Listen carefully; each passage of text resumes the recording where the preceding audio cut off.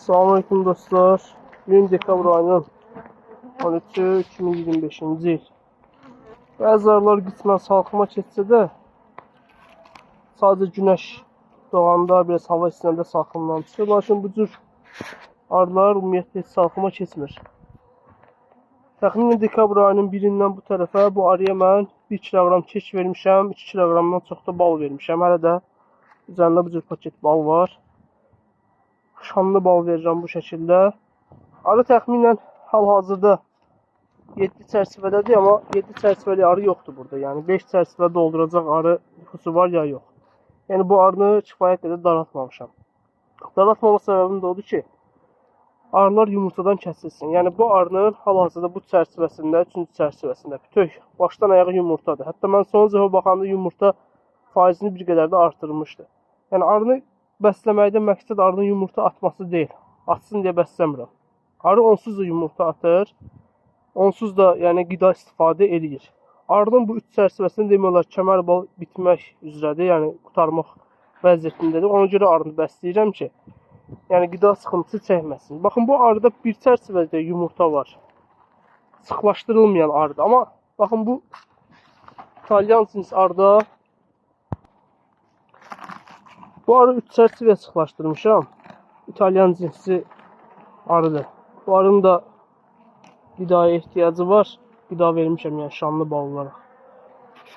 Baxın o arı 7 çərçivədədir. Bu arı 3 çərçivədədir. Amma yumurta faizi demək olar ki, eynidir. Yəni o arıda bir çərçivədə yumurta var. Amma bu arıda 2 çərçivədə ön hissədə. Bu çərçivə ilə bu çərçivədə ön hissədə hər iki tərəfdə yumurta yeri var. Yəni arı sıxlaşdırılanda məncə yumurta faizini daha çox artırır. Yəni istiliyi qoruyur, daha çox yumurta atır. Lakin digər arıda mən sıxlaşdırsam o 7 çərçivədə arını məsələn 4 çərçivəyə, 5 çərçivəyə salsam, məncə o arı yumurta faizini artıracaq. Yəni istiləcək, içəri daha isti, daha mümbit şərait yaranacaq. Arı onda daha çox yumurta atmağa başlayacaq. Amma bizə qışda nə lazımdır? Arının yumurtadan qismən kəsilməyi. Yəni ən azından heç olmasa İçəridə 15 gün, 20 gün qapalı yumurta olmasın ki, biz oksalik asid damlatma edə bilək. Düzdür, mən bu dərmanlardan istifadə edirəm. Sonar Günər adlı arıçıdan almışam. Yəni o ümumiyyətlə yumurta fasiləsi, ümumiyyətlə oksalik asid heç nə istifadə etmir. Mənə göndərdiyi o dərmanlardan istifadə edir. Amma birinci dəfədir, nəticəsinin nə olacağını bilmirəm mən də. Arının belə ümumi vəziyyəti yaxşıdır. Yəni 3 çərçivəni sıxlaşdırmışam.